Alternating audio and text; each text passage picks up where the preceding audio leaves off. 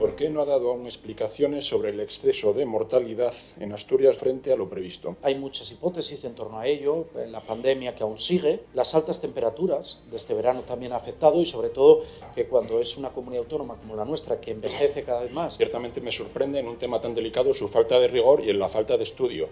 Hay que traer el tema más preparado. Justificó las altas temperaturas o el envejecimiento. Eso es poco rigor. Lo que hay que comparar no es la letalidad, es el exceso de mortalidad. Cuando denuncié que Asturias estaba teniendo las mayores tasas de letalidad de toda España en la segunda y en la tercera ola de COVID, y también recientemente, me decía entonces que la letalidad no era lo más importante, que lo importante era el exceso de mortalidad.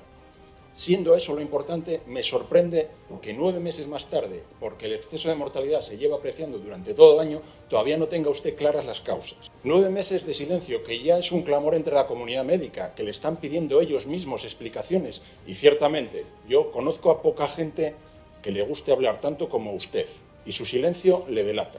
Y el que calla otorga, señor presidente. Informe Momo de 27 de septiembre de 2022. Habla de un exceso de mortalidad en Asturias de más de 1.100 personas. Y un exceso de mortalidad muy superior a la media nacional, también informe Momo.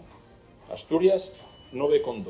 Resto de España, 7,5. O sea, estamos por encima. No, está bien. 9,2, 7,5. Señor presidente, ¿a qué se debe esto? ¿A qué se debe? No, es que usted no sabe hacer gráficas, pero bueno.